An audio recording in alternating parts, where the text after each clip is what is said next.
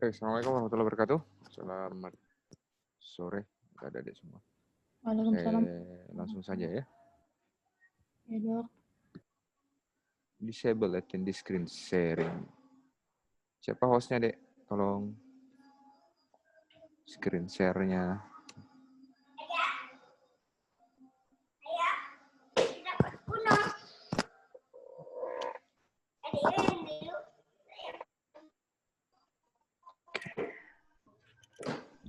Coba minta Dok share. Ya, sudah sementara.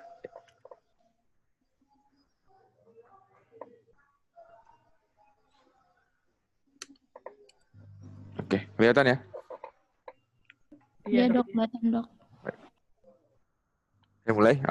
Topik kita hari ini adalah elbow injury. Saya mungkin agak percepat karena kita memotong sholat asar ini. Awal-awal hanya penjelasan, ya. Slide-nya nanti mungkin bisa dipelajari. Hanya mengulang tentang pelajaran anatomi dan fisiologi dari pada elbow, ya. Sebagai pengingat saja bahwa elbow itu dibentuk oleh 3 tulang, ya. Articulatio cubiti, humerus, ya, distal humerus, kemudian proximal dari radius, dalam hal ini head-nya, kemudian ada proximal daripada ulna. Ini adalah olecranon dan struktur yang sekitarnya. Masing-masing ini akan membentuk join, ya. Jadi ada 3 persendian sendiri akhirnya terbentuk di situ.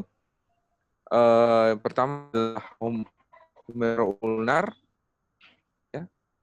Jadi antara humerus dan ulna, ya. Kemudian ada humeroradial antara humerus dengan radius, ya. Kemudian antara proksimal daripada ulna dan radius sendiri, ya.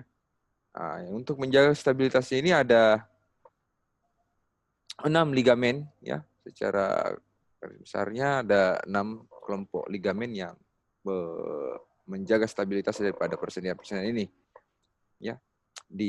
Ada ulnar collateral ligament atau UCL, kemudian ada anterior oblique ligament, ada lateral collateral ligament, ya, kemudian ada radial collateral ligament, ada aksesori collateral ligament atau ACL, kemudian ada lateral ulnar collateral ligament. Ya. Nah, ini yang membentuk stabilitasnya. Nah, ini gambarannya untuk tulangnya sendiri, ya, bone-nya. Distal, ya, distal daripada radius, ya, lateral condyle dan medial condyle, ya, ada capitulum, ada trochlear. Kemudian capitulum berhubungan dengan head daripada radius atau caput humerus, caput radius, maaf. Ulna atau struktur yang melekat adalah olecranon, ya, berhubungan dengan trochlear, ya. Nah, ini kalau dari posterior. Nah, untuk ligamen-ligamennya sendiri, ya, ada lateral collateral ligament, ya. Kemudian ada anular ligamen, ini struktur yang penting untuk menjaga stabilitas daripada head radius. Dia melingkar, ya. Jadi menjaga head radius untuk tetap selalu kontak dengan capitulum. Ya. Kalau ada tir di sini menyebabkan instability, maka head radius bisa mengalami dislokasi. Ya. Lateral. Kemudian di medial collateral ligament, ya. Ini dari ulna ke epicondyle atau medial epicondyle. Ya.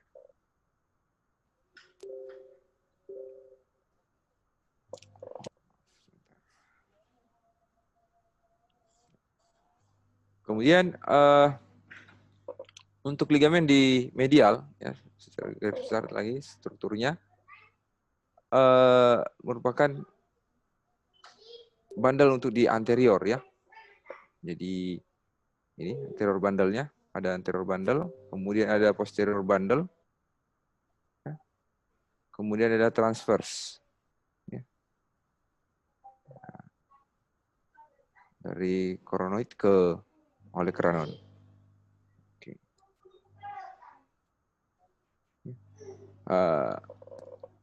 medial collateral ligament ini adalah kelompok ligamen yang paling berperan dalam stabilitas daripada elbow, ya, terutama untuk anterior bend-nya. Ya, jadi dia menjaga valgus force, ya. Jadi kalau misalnya ada tekanan dari medial, ya, atau ini, dia akan menjaga itu. Ya. Oke, sekarang sudah tadi komponen-komponennya. Kemudian untuk lateral ligamen, ya, terutama fungsinya untuk menjaga subluxasi, ya, dan memberikan tahanan untuk tidak terjadinya rotasi pada ulna, ya, ya, terutama pada saat forearm atau antebrachi melakukan gerakan pronasi, ya, dan supinasi. Ya. Di elbow itu ada struktur pembuluh darah yang lewat, terutama di anteriornya, ya, arteri brachialis, yang kemudian akan bercabang, ya, itu akan bercabang menjadi arteri radialis dan arteri ulnaris, ya. Oke. Sedangkan elbow sendiri vaskularisasinya, ya, oleh funda brachi, ya. Dia yang akan beranastomosis dengan radial recurrent artery, ya. Kemudian di medial ada inferior ulnar collateral artery, ya, yang akan beranastomosis dengan anterior ulnar recurrent artery. Ya. Kemudian ada lagi sisi yang lainnya, ya, adalah superior ulnar collateral artery, ya. Ada superior, ya, ada inferior, ya. Ini ada juga superior dari atas. Ya. Oke. Ya. Kemudian nanti bercabang dari arteri brachialis bercabang menjadi arteri radialis dan ulnaris, ya. Ini nanti tinggal pelajari. Nah, fossa cubiti, ya, kita mengenal ada struktur fossa cubiti di elbow, ya. Itu bagian anterior. Nah, batas-batasnya sendiri untuk di superior adalah ada garis imajiner yang dibuat seperti ini, ya, yang melewati medial dan lateral epikondyle di tengah-tengahnya keduanya. Kemudian sisi medialnya adalah pronator teres, ya, sisi medialnya pronator teres. Kemudian sisi lateralnya ada brachioradialis, ya. Nah, kontennya apa? Nah, di sini akan ada arteri untuk kita mudah meraba arteri radialis di sini dan ada median nerve juga yang lewat. Ya. Jadi tidak ada massa di situ, tidak ada struktur lain, ya, karena pada saat posisi fleksi, ya, memberikan ruang untuk arteri dan median nerve, ya, supaya tidak terjepit di situ. Oke. Ya. Ada nervus yang lewat di anterior, ya, median nerve, ya, yang masuk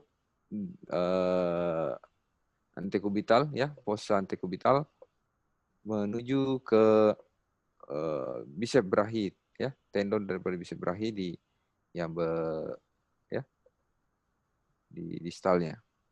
Ya, ini akan terus sampai ke pergelangan tangan. Nah, sebelumnya akan ada percabangan, ya, menjadi media anterior interosseous nerve. Oke. Untuk arteri radialis sendiri, dia dari posterior daripada humerus kemudian akan muncul di lateral, distal lateral. Ya.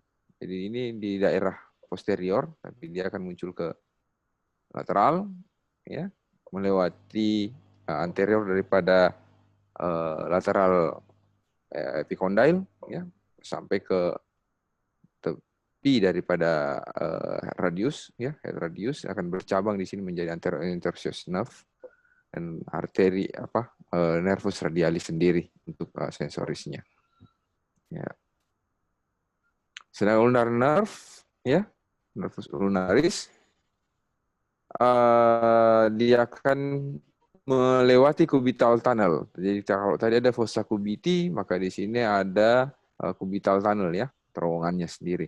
Ya, dia lewat dari posterior daripada medial epicondyle, misalkan ada ada sulcus sedikit, ya, ada terowongan sampai ke forearm, ya, sampai ke sisi medial daripada ulna. Ya.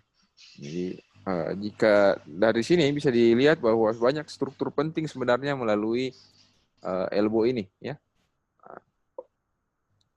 Kenapa menjadi penting untuk dibahas? Ya karena tadi struktur-struktur ini. Di saat terjadi injury atau terjadi trauma, struktur-struktur ini yang terancam, ya. Makanya ada kondisi-kondisi tertentu yang sifatnya kadang perlu emergensi, ya, menjadi emergensi jika terjadi injury pada elbow. Ya, untuk otot-otot sendiri, ya, kelompok ototnya ada kelompok flexor yang melekat di medial epicondyle, ya, medial condylar medial, atau kita sebut sebagai pronator group, ya, otot flexor. Dan otot extensor dia melekatnya di lateral, ya, termasuk kelompok otot-otot supinator. Nah, injury sendiri bisa terjadi di soft tissue-nya maupun di hard tissue-nya, ya. Bisa pada tulangnya, bisa pada ligamennya, ya, bisa juga pada otot-otot yang ada di situ. Nah, kita mulai dengan ligamen injury. Ya, kira mudah-mudahan kalian sudah pernah membaca tentang sprains, ya. Bagaimana grade 1, grade 2, ya. Kemudian derajat ketiganya, ya. Jadi jenis robekannya. Jadi kemudian yang paling sering, ya, yang paling sering mengalami injury ligamen itu adalah ulnar collateral ligament, ya. Dan ini yang banyak memegang peranan sebenarnya dalam stabilitas daripada elbow. Ya. Kenapa? Karena banyak-banyak gerakan kita itu gerakan ke forehand, ya, gerakan forehand, gerakan yang melempar, ya, memukul, itu semua forehand, ya. Jadi ada gerakan yang menyebabkan terjadinya stretch daripada ulnar collateral ligament, ya. Jadi di sini bisa dilihat terutama untuk atlet-atlet melempar, ya.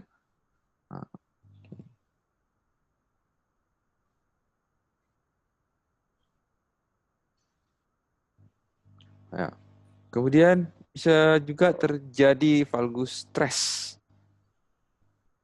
Valgus stress. Jadi tekanannya elbow tertekan ke lateral, ya. Valgus stress, kita dorong ke luar, ya. Sorry. Dia seolah-olah terdorong ke dalam, ya. Jadi antebrachi itu force-nya, kekuatannya keluar, ya. Sedangkan antebrachi dan brachi, ya. Sedangkan elbow-nya sendiri tertekan ke dalam, ya. Jadi itu seperti gerakan melempar tadi, ya. Ya, memang gerakannya seperti ini, tapi sebenarnya force-nya itu terdorong elbow ke sisi dalam, ya. Jadi makanya ada stretch daripada ligamennya. Nah, biasanya jika terjadi seperti ini, kita akan temukan tanda-tanda berupa medial daripada elbow, ya, sisi medialnya, sisi ulnarnya itu mengalami nyeri ataupun pembengkakan. Kemudian waktu kita melakukan pemeriksaan, ya, stress valgus, stress test itu seperti ada laxity, ya, seperti dia kendor, ya. Ketika ini terjadi, misalnya ada udam, ya cukup dengan price saja, istirahatkan, ya. Kemudian diimobilisasi, kemudian dikompres es, ya. Ya. Kemudian setelah reda nyerinya, hilang fase inflamasinya, kita bisa melakukan rehabilitasi dengan memperkuat otot-otot flexor, ya, otot flexor. Otot flexor kan dia berorigo di medial condyle ya. Jadi salah satu cara menguatkan atau mempertahankan ligamen itu dengan menguatkan otot-otot yang melintas ya, yang memiliki fungsi hampir sama dengan ligamen itu. Ya. Bagaimana dengan radial collateral injury? Ini sangat jarang ya, jarang. Karena itu tadi gerakan kita paling banyak melakukan forehand. Ya, kalaupun ada gerakan backhand, ya biasanya untuk gerakan-gerakan tertentu saja. Ya, pemain tenis, main tenis meja atau bulu tangkis. Ya, jadi secara klinis akan sama. Ya, cuma satu di medial. Kalau tadi di valgus stress ini, sedangkan di radial collateral injury itu udemnya ya, swellingnya itu ada di, dan nyerinya itu ada di sebelah medial ya. Nah, untuk rehabilitasinya sendiri setelah terjadi ini kan tetap dilakukan price ya, untuk penanganan umum untuk sprain injury ya, itu biasanya kita melakukan price ya. Kemudian rehabilitasinya kalau tadi memperkuat wrist flexor ya, otot-otot flexor, maka ini yang kita perkuat adalah otot-otot extensor ya. Nah, karena memang otot-otot extensor melekatnya di lateral condyle ya, lateral condyle. Dan ini untuk membantu menguatkan pula ligamennya ya. Nah, elbow juga bisa mengalami cedera otot maupun tendon ya. Ya, kalau ligamen tadi sprain, maka di muscle biasanya terjadi strain ya, tarikan karena overuse ya, overuse terlalu keras tarikannya. Nah, ini juga sama karena kegiatan olahraga biasanya yang paling yang ekstrim ya, berlebihan untuk satu kelompok otot tertentu saja. Ya, bisa terjadi di flexor ataupun extensor daripada elbow, wrist maupun flexor, extensor maupun wrist flexor. Ya. Oke.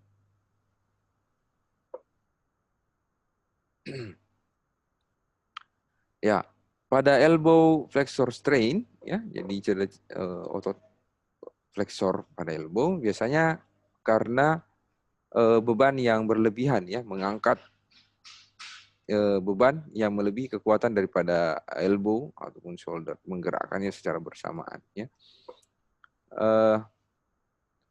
Ada istilahnya two joint muscle, jadi otot-otot yang menggerakkan dua sendi, ya, yang menggerakkan elbow sekaligus jadi penggerak daripada shoulder. Ya, otot ini adalah salah satunya adalah bicep brachi ya.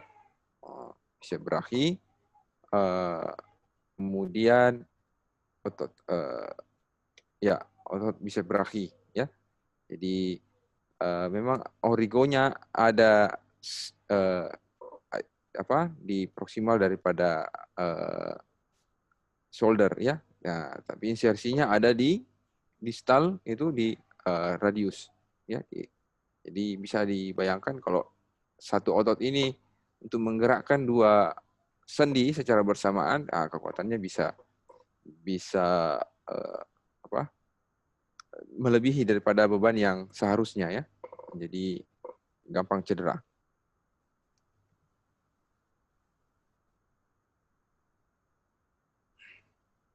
Ya, jika ada derajat daripada strain sendiri ya, ada minor ya, ada mayor, kemudian ada moderate ya. Biasanya kalau minor cuma rasa tidak nyaman saja, habis itu otot terasa nyeri saja, ya. Tapi bergerak masih bisa, ya, masih bisa. Nanti diadakan tahanan, ya, jadi masih bisa menggerakkan otot persendiannya, tapi begitu kita beri tahanan baru terasa nyeri. Ya. Kemudian ada pula yang moderate, ya, biasanya sampai bengkak, Nah, dan otot itu mengalami kelemahan. Ya, kita beri tahanan pun jangan kan mau diberi tahanan untuk menggerakkan saja sudah sakit ya. Penanganannya tetap untuk cedera soft tissue adalah PRICE ya.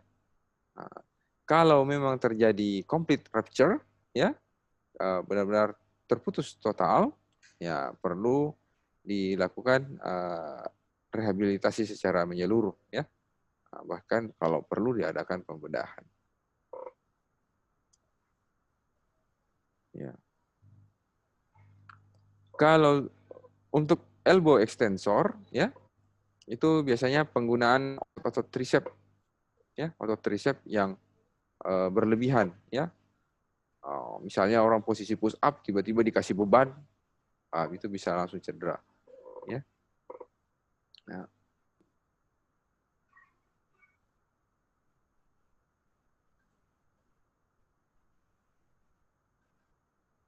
Ya. Nah, ini juga perlu diperhatikan dengan baik, perlu pemeriksaan karena tidak jarang ditemukan cedera pada tricep itu bisa pula terjadi fraktur avulsi daripada olecranon. Ya, jadi karena tarikan tadi kuat, ya, jadi tinggal pilih apakah ototnya yang cedera ataukah justru tulangnya yang tertarik, origo atau insersinya yang mengalami gangguan. Tapi kalau origo untuk triceps sih sepertinya tidak ya, karena dia melekat betul di posterior daripada humerus. Insersinya yang hanya kecil di olecranon ya, melekat semuanya di olecranon. Jadi rawan untuk terjadi fraktur avulsi. Jadi kalau misalnya terjadi cedera pada triceps, biasa pula ikut terangkat sebagian daripada ulna ya. Ini adalah olecranon. Penanganannya sama jika memang terjadi strain pada extensor dengan PRICE.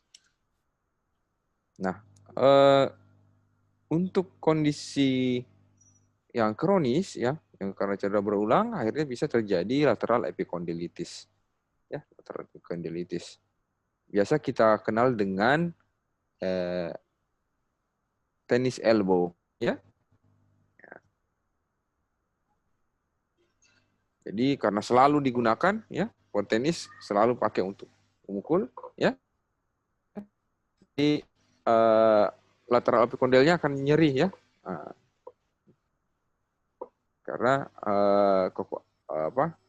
otot-otot extensor banyak digunakan. Ya.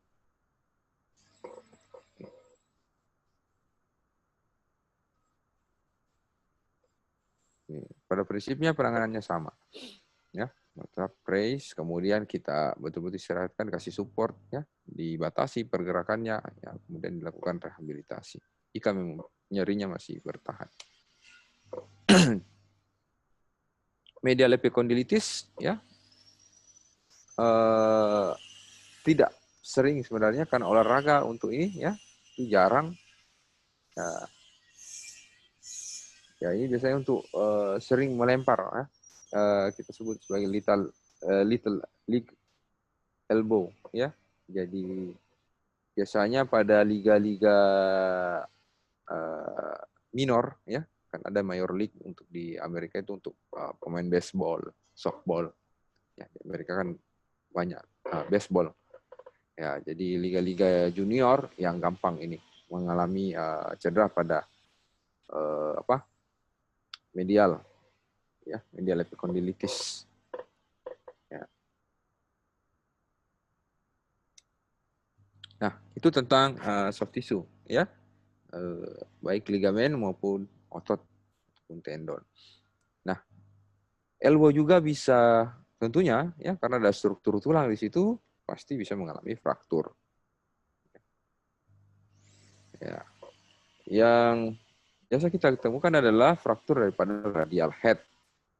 Ya, ini langsung masuk klasifikasi. Ya, cukup kalian tahu saja tentang klasifikasi ini. Ada yang fraktur tapi tidak displace, ya. Ada juga fraktur tapi mengalami displace. Ada yang komunitif frakturnya seperti ini, ya. Kemudian ada pula yang mengalami dislokasi atau subluxasi langsung, ya. Ya. Nah, kenapa langsung klasifikasi ini perlu? Karena ini akan menyangkut manajemennya, ya. Jika terjadi fraktur pada tipe 1 seperti ini, maka cukup kita imobilisasi saja biar dia akan menyambung sendiri. Kalau misalnya tipe 2, ya perlu segera untuk dilakukan open reduction internal fixation. Jadi kita harus fiksasi fraktur yang displace ini, ya. Karena ini tergeser berarti dia tidak stabil, ya, tadi tidak stabil. Nah, sedangkan ini adalah daerah sendi yang akan tetap bergerak, berarti akan tetap tidak stabil. Maka perlu kita mengadakan tindakan operatif untuk mempertahankan ini, ya, mempertahankan segmen fraktur yang terdisplace. Ya, begitu pula tipe 3, ya. Tipe 3 kenapa if possible, ya? Karena ada kondisi tertentu kita lebih memilih ya tinggalkan saja, biarkan saja, ya. Kenapa? Ya, di sini ada struktur penting, ya, ada radial nerve yang lewat, ya, nervus radialis yang melingkari neck daripada radius, ya.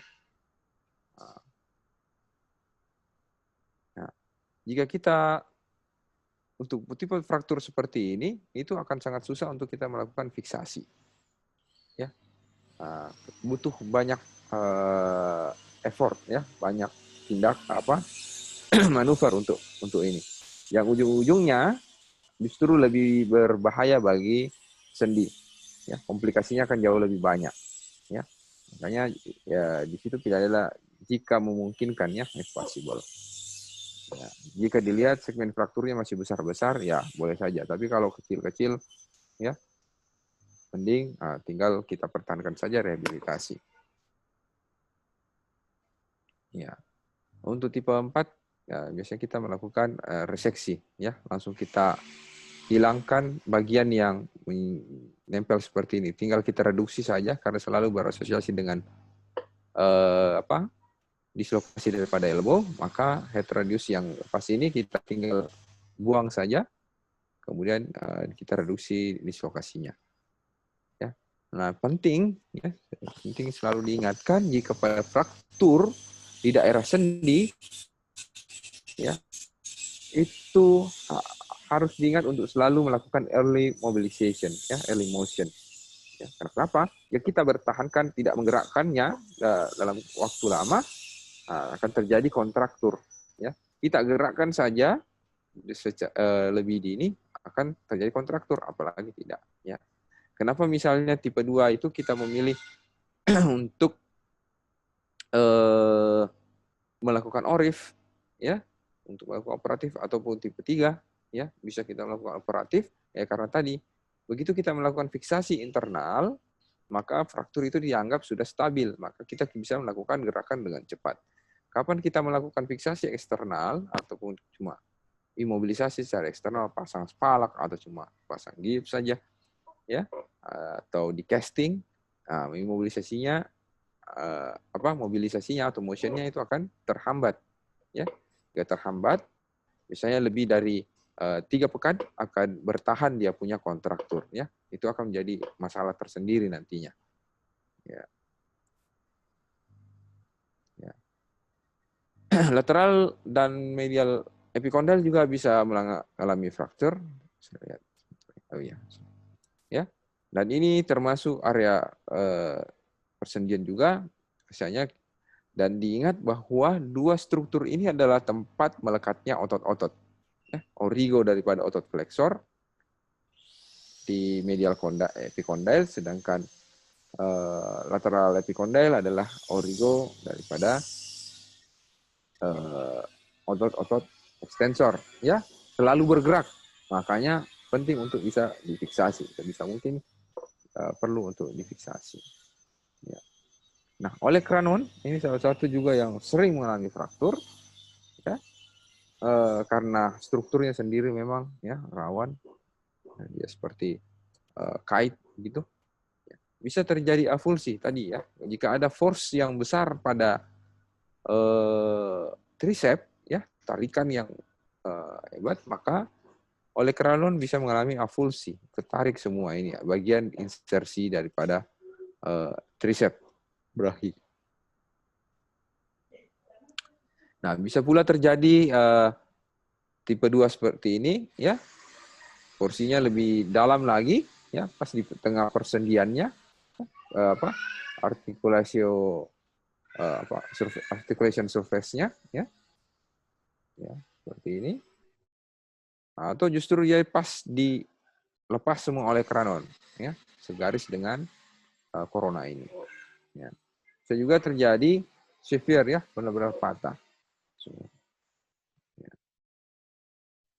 Manajemennya, jika memang tidak terdisplase, ya bisa kita pilih untuk melakukan imobilisasi saja dengan casting 3-4 pekan. Tapi diharapkan lebih dari 3 pekan sebenarnya. 3 pekan sudah cukup, maka kita sudah harus melakukan early mobilization. Ya, karena area ini adalah area yang juga dianggap akan cepat mengalami pemulihan. Kenapa? Di sini adalah otot-otot, jenis pertulangannya cancellous ya, tulang-tulang yang kaya akan nutrisi ya, sel-sel baru di situ banyak ya, maka ya, biasanya cepat untuk mengalami union ya. Untuk kondisi yang displace ya, bergeser atau terutama avulsi ya, bergeser, itu pilihannya adalah memberikan tindakan operatif ya, ORIF ya. Nah, ini seperti pada gambar X-ray ini kita lihat ya, pada tipe 3 seperti ini langsung terlepas dia, ada displace jauh. Supaya ini bisa cepat kita melakukan mobilisasi, maka perlu untuk dilakukan fiksasi ya. Saya pilihannya dengan pemasangan skrup seperti ini.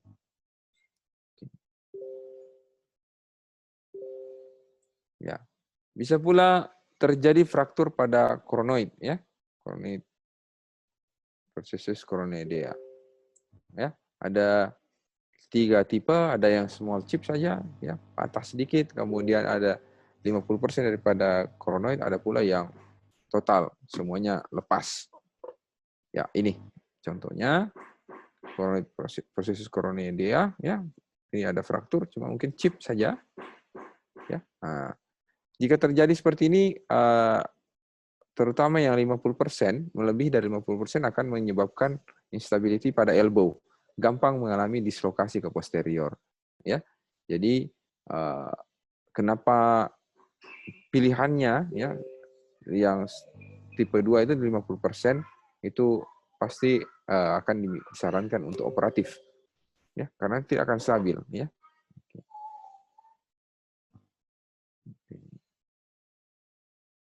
Ini sudah. Jadi sekali lagi bahwa early motion ya, karena sendi early motion selalu ditekankan. Nah, ini langsung kita fiksasi seperti ini saja supaya tetap bertahan strukturnya. Ya. Nah, selain fraktur, persendian ya itu bisa mengalami dislokasi. Semua persendian bisa mengalami dislokasi ya. Bisa mengalami pergeseran. Dislokasi pada elbow adalah dislokasi yang paling sering kedua menurut statistik terjadi ya. Kenapa? Ya karena strukturnya tadi ya. Secara ini stabilitasnya itu hanya dijaga oleh ligamen. Kemudian bentuk daripada tulang-tulang yang ada ya. Nah, dan memang orang jatuh paling banyak menumpu dengan tangan ya, menumpu dengan tangan dengan posisi outstretch ya, full ya, mendorong badannya ya. Dan paling sering terjadi adalah dislokasi ke posterior ya. Nah, ada istilahnya simple dislocation simple dislocation kalau tidak ditemukan tanda-tanda adanya fraktur. Ya, tidak ada kerusakan tulang, hanya ada pergeseran saja.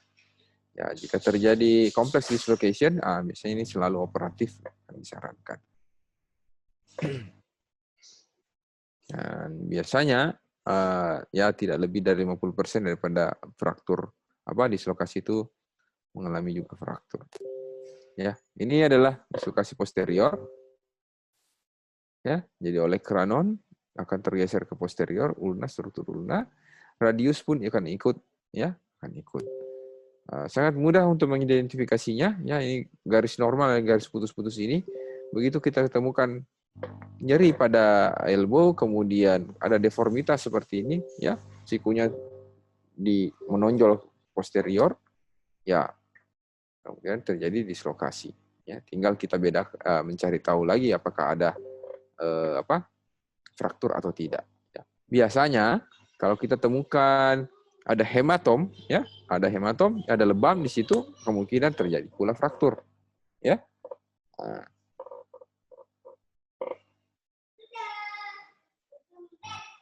Ya, mekanisme injury untuk posterior dislocation adalah extend elbow pada saat jatuh, ya, jadi memang mendorong dia jatuh. Bisa juga karena high energi, ya, tabrakan atau didorong, kemudian menolak, coba bertolak dengan tangannya, ya. Nah, ini bisa.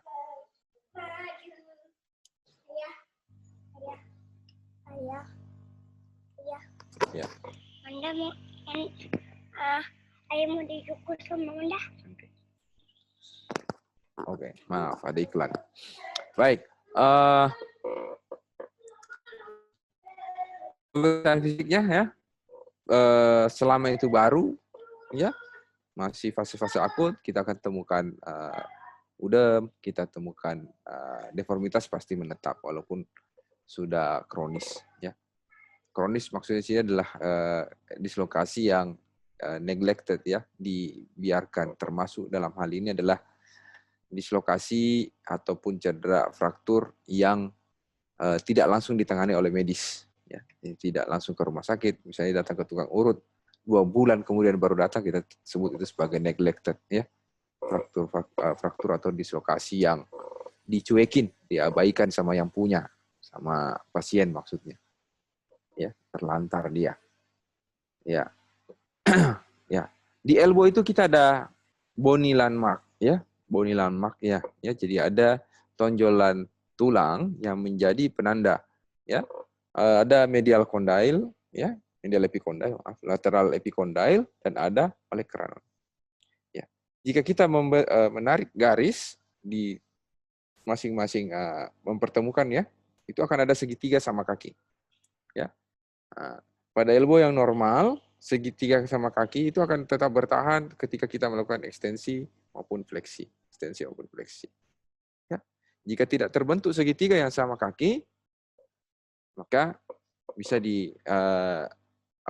disimpulkan terjadi cedera. Kalau tidak fraktur di struktur di radius humerus, kemungkinan terjadi dislokasi, ya. Jadi itu. Nah, kita juga bisa meraba olecranon langsung, ya. Olecranon langsung tiba-tiba, terlalu jauh ini kok kendor, dia punya tricep, olecranonnya ada di belakang jauh, ya, jauh dari os humerus. Nah, maka itu tanda terjadinya dislokasi. Nah, penting, ya, untuk memeriksa neurovaskular, ya, secara neurologisnya, ya, di fraktur juga tadi, ya, saya lupa sampaikan. Tetap penting untuk menilai neurovaskularnya, ya. Jadi struktur apa yang lewat di situ tetap semua harus kita examine, ya, tetap harus diperiksa sebaik-baiknya, ya. Ada tidak cedera neurologis, terutama untuk nervus medianus, ya, kemudian nervus ulnaris dan nervus radialis, ya. Saya harap adik-adik tahu semua, ya, bagaimana ngeceknya, ya, memeriksa nervus medianus, nervus radialis, nervus ulnaris, ya. Vaskular juga demikian. Yang tadi, ya, disampaikan bahwa di fossa cubiti itu ada arteri brachialis, ya, yang kemudian nanti bercabang menjadi arteri radialis maupun arteri ulnaris, ya. Nah, itu penting dalam posisi deformitas, bisa saja itu terjadi jepitan pada nervus, pada arteri brachialis, ya. Jadi penting untuk meraba arteri radialis, arteri ulnaris teraba atau tidak. Kalau masih ragu-ragu, lihat capillary refill time-nya, ya. Nah, cukup kurang dari 2 detik atau tidak, ya. Nah, ini setelah melakukan pemeriksaan fisis, ya, kita melakukan pemeriksaan X-ray. Pada pemeriksaan X-ray yang standar kita minta adalah AP dan lateral, ya. Nah, dari situ bisa kelihatan, ya, apakah ini dislokasi murni ataukah ada fraktur, ya. Nah, seperti pada ini ada fraktur ini, ya. Nah, ya, kadang kita meminta gambaran oblik, ya, ini gambaran oblik, ya, X-ray oblik. Karena untuk melihat displace-nya biasanya struktur mana lagi yang fraktur, ya. Dari sini, kalau di sini kita tidak ada fraktur sama sekali, ya. Hanya saja kemungkinan proximal radio-ulnar joint-nya juga mengalami masalah ini karena terpisah jauh antara ulna dengan radius. Harusnya kan dia rapat-rapatan, ya. Ada anular ligamen yang mengikat radius sehingga tidak bisa jauh dari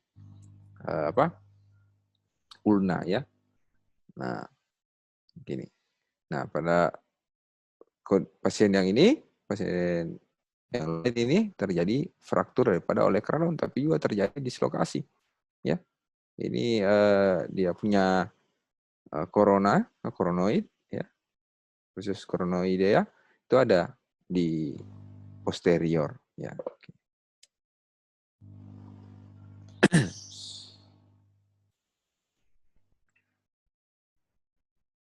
Ya, tambahan yang yang mendukung stabilitas daripada elbow, ya, selain tadi ligamen-ligamen itu adalah hubungan antar masing-masing radius dengan humerus, ya, ulnar dengan humerus, ya. Cuma ada struktur yang memang dimodifikasi di situ terbentuk untuk stabil, ya. Misalnya radial dengan capitulum, ya, radiocapitellar joint, ya. Jadi strukturnya capitulum itu bulat, sedangkan radius itu modelnya seperti piring seperti ini, ya. Ya, kan susah untuk bergeser sebenarnya dengan posisi seperti ini, seperti ball and socket, ya. Ada pula sigmoid notch, ya, untuk ulna, ya. Ya. Kemudian ada juga processus coronidea, ya. Jadi fossa sigmoid, ya, itu untuk masuknya mendukung struktur daripada koronoid, ya, sama-sama saling mendukung, ya. Nah, jadi struktur-struktur ini, ya, tulang sebenarnya sangat mendukung untuk terjadinya stabilisasi, ya, supaya terjadi stabilitas, ya. Cuma karena terganggu karena adanya force ataupun posisi yang tidak optimal, maka bisa terjadi instability. Stabilitas paling jauh adalah terjadinya dislokasi, ya. Ya. Jadi ketika terjadi dislokasi pada elbow, ya, jelas karena dia bergeser, struktur soft tissue-nya pasti mengalami pula masalah, ya, mengalami robekan. Nah, terutama kapsulnya, ya. Tadinya dia di anterior, menahan ke anterior, tapi ke posterior, ya, mau tidak mau pasti akan robek. Ya. Ligamen-ligamen juga demikian, terutama medial kolateral ligamen, ya. Lateral juga bisa, ya. Flexor, ya, otot-otot flexor maupun pronator juga bisa mengalami injury, ya, bisa karena tertarik, ya, terjepit di antara tulang yang bergeser, ya. Nah, biasanya kalau pada dislokasi yang susah kita reduksi, kita melakukan operatif, kita temukan ternyata struktur permukaan sendinya, ya, area osteokondralnya, tulang rawannya itu mengalami cedera, ya, ya, dan 100% justru mengalami cedera. Ya, berarti sebenarnya semuanya mengalami cedera, hanya saja kebanyakan kita melakukan class reduction, makanya itu tidak kita kita abaikan saja cedera itu, ya. Ya. Injury yang bisa juga terjadi, ya, atau associated injury pada dislokasi elbow, bisa terjadi fraktur pada distal, bahkan proksimal daripada ulna, distal humerus atau di proksimal daripada ulna, ya. Kita sebut sebagai complex elbow dislocation. Ya. Bisa pula, ya, dan ini juga sering komplikasinya adalah fraktur daripada koronoid, ya, processus coronidea, ya. Kalau tidak terjadi di situ, kemungkinan juga di radial head-nya mengalami fraktur, ya. Ya. Karena posisinya tidak cepat direduksi, maka arteri brachialis terancam, ya, bisa mengalami cedera juga. Ya. Ini klasifikasinya bisa ada posterior, ada posterolateral, ya, tergantung dari pergeseran dia bergeser kemana. Posterior medial, lateral, medial, anterior juga bisa. Atau bahkan bisa terjadi fraktur Montegia. Kalau kalian belajar di fraktur pada antebrachi, ada fraktur Montegia, ya, dislokasi daripada proxima radius, head radius, dan terjadi fraktur daripada ulna. Atau juga bisa terjadi fraktur dan dislokasi pada ulna. Ya, jadi Montegia juga. Ya. Penanganan awal dislokasi adalah sesegera mungkin melakukan reduksi. Ya. Semakin lama kita tinggalkan atau kita biarkan, kerusakan pada permukaan sendinya akan makin besar. Ya, kenapa? Tadinya osteokondral ini, ya, atau bagian cartilage-nya ini bertemu dengan cartilage, sama-sama barang semi lembut, ya. Tapi begitu terjadi dislokasi, justru cartilage akan berhadapan langsung dengan tulang, ya, dengan osseus langsung, ya, osteonnya. Ya, nah ini menyebabkan kerusakan pada cartilage yang bisa bertahan seumur hidup, ya, bisa permanen. Ujungnya apa yang terjadi? Gampang mengalami osteoartritis nantinya. Nah, teknik reduksi sendiri ada macam-macam, ada Stimson, kemudian ada pula reduksi langsung, ya. Sangat mudah sebenarnya untuk elbow ini untuk melakukan reduksi. Ya. Cuma kita memang tidak boleh melakukan terlalu banyak manipulasi manuver, ya. Karena pada beberapa orang itu bisa terjadi myositis ossificans, ya. Jadi terbentuk ossifikasi di dalam ototnya sehingga dia makin kaku bergerak. Nah, sebelum melakukan reduksi, ya, penting untuk diingat bahwa pasien itu akan dilakukan traksi secara longitudinal, ya, yang mengikuti saja deformitasnya, ya. Jadi tidak perlu dimanuver kiri kanan dikocok-kocok, ya, radio ke valgus dan varus. Kita dorong medial lateral, cukup ditarik saja sebenarnya, itu bisa dengan syarat, ya, sudah dilakukan sedasi pada pasien. Jadi pasien tidak panik, tidak kesakitan, ya, diberikan general anestesi, ya, bahkan kalau perlu kasih muscle relaksan, ya, biar tidak spasmik dia punya otot-otot. Kemudian setelah reduksi penting untuk melakukan X-ray untuk melihat kembali, ya, struktur apa yang apakah strukturnya masih seperti sebelum dilakukan reduksi. Dalam ini kemungkinan ada fraktur atau tidak itu bisa kelihatan setelah reduksi. Ya. Ini Parvin method untuk reduksinya. Cukup tahan saja elbow-nya, dia punya distal daripada humerus, kemudian tarik di pergelangan tangan atau wrist secara perlahan. Ya. Kalau pasiennya sudah tersedasi dengan masalah relaksan juga, kadang cuma tinggal ditarik saja itu akan kembali. Ya. Dan setelah terreduksi, kita langsung bisa gerakkan, bisa cek. Oh ini bisa. Ya. Karena pada dislokasi posterior, ya kita tidak akan bisa melakukan fleksi secara maksimal, ya tertahan pasti. Ya. Ekstensinya full extension, tapi untuk fleksi itu tertahan. Ya. Ini main, ya. Ini dia bantu dengan dorongan tangan, ya, didorong tangan oleh kranonnya juga, ya. Jadi kalau tadi kita melakukan counter reduction, ya. Jadi ada dorongan yang melawan arah tarikan.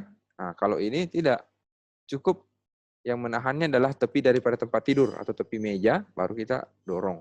Dorong dari oleh kranon, tarik pula di pergelangan tangan. Ya. Atau cara Stimson seperti ini. Ya, tidak perlu tenaga, tinggal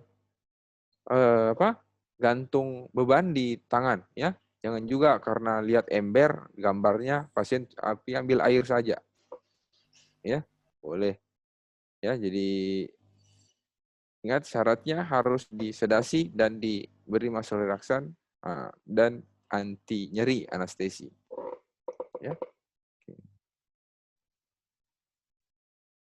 Ya, ini untuk dislokasi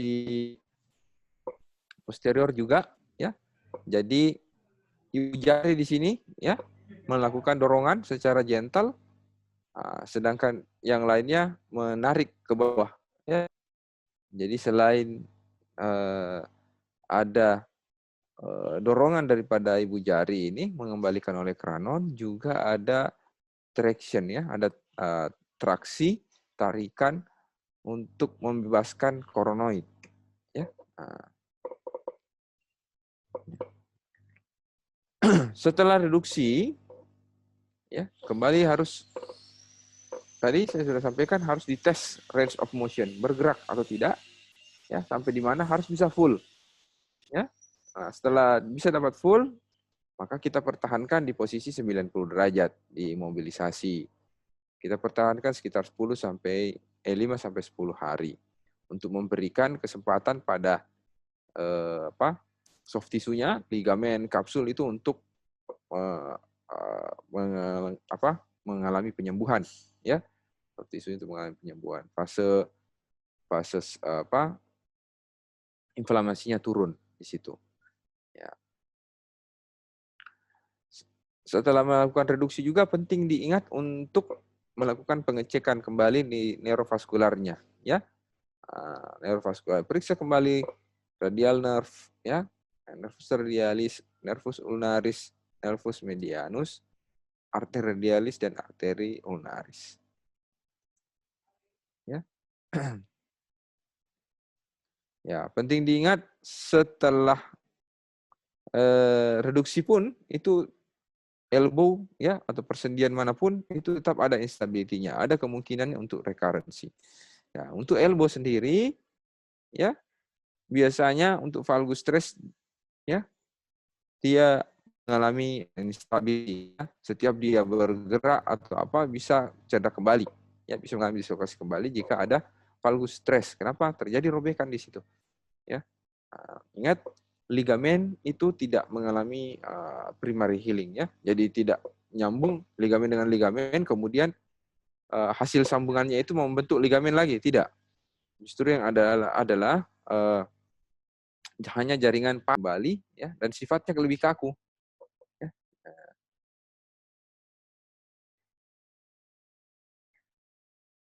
Ya. Termasuk juga kalau terjadi fraktur pada prosesus koronoidea, ya. Koronoidnya tadi mengalami fraktur, ya. Ya, sehingga ketika dia ekstensi gampang terjadi dislokasi, ya. Penting untuk memberitahu pada pasien. Nah, penting juga menilai bahwa ini perlu tindakan lanjut ORIF pada koronoidnya atau tidak, ya. Ya. Olehnya itu sangat penting untuk mengevaluasi X-ray pasca reduksi, ya. Ya. Di X-ray pasca reduksi juga kita bisa melihat, ya, kalau terjadi ada ruangan yang cukup lebar antara distal humerus dengan ulna, dalam hal ini oleh kranon, ya kemungkinan ada segmen osteokondral di situ, ya. Ada yang terjebak di tengah-tengah persendian, ya.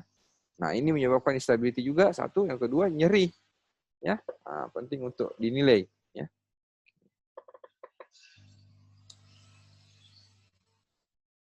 Ya, ini kembali mengulang lagi.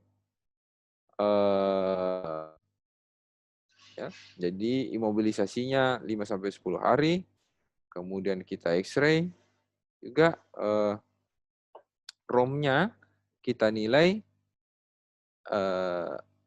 setelah 3-6 pekan, ya, harus langsung latihan lagi.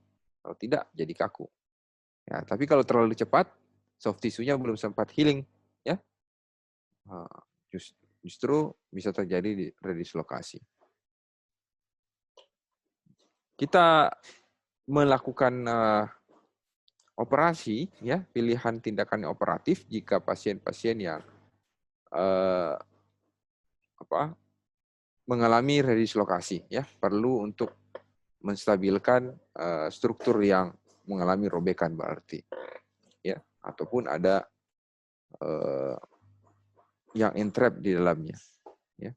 Yang jelas indikasi pembedahan, ya, satu, kalau misalnya kita gagal melakukan cross reduction, biasanya untuk pasien-pasien yang neglected, yang kasus-kasus lama, ya, atau terjadi redislokasi ketika kita coba fleksikan 50-60 derajat, terdislokasi kembali, ya, berarti ada struktur tulang yang rusak, ya, biasanya ya itu tadi prosesus coronaria.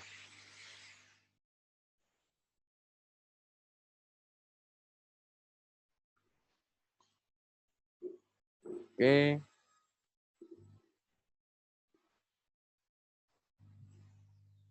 Nah, kalau misalnya terjadi unstable, ya, terutama waktu kita melakukan gerakan tadi, ya penting untuk merepair, ya. Jika terjadi fraktur pada coronoid proses, ya, atau proses coronaria, kemudian radial head atau radial neck, ya, atau terjadi cedera pada ligamen atau otot, ya. Nah, origo daripada otot-otot, maka perlu di repair atau di reattach. Nah, biasanya pilihannya bisa static ataupun dynamic external fixation, ya. Nah, komplikasinya, ya, sekali lagi bisa terjadi neurovascular injury, ya, bersamaan dengan dislokasi. Bahkan sebenarnya semua cedera pada elbow bisa mengalami neurovascular injury juga.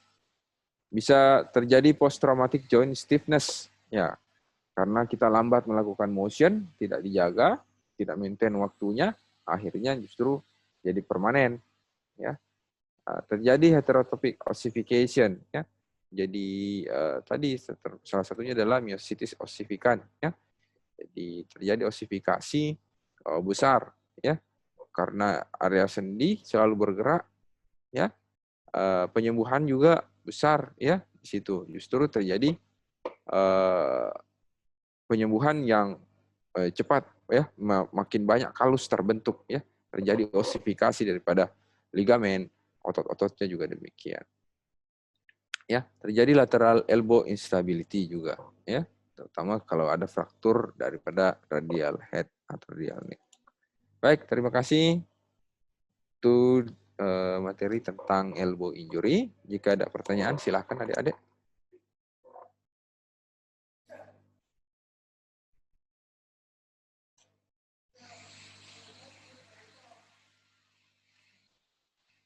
Ada pertanyaan?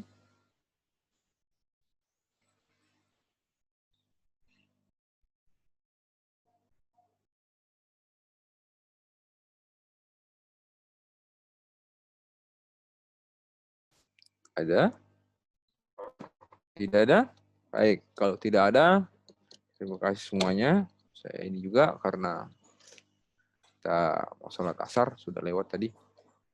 Antara materi, sholat asar, kalian juga pasti mau sholat juga.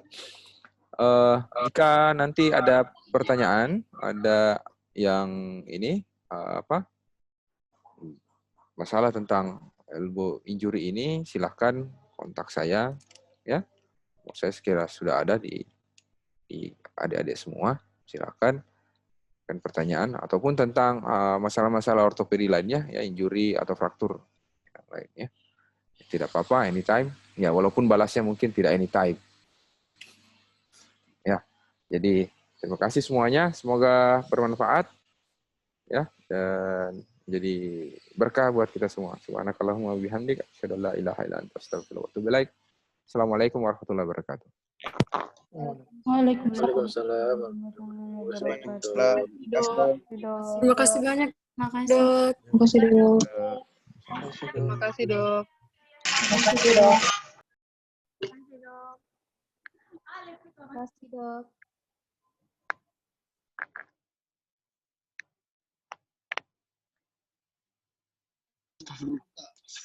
Jangan sih. Diamku. Mencari lift ini.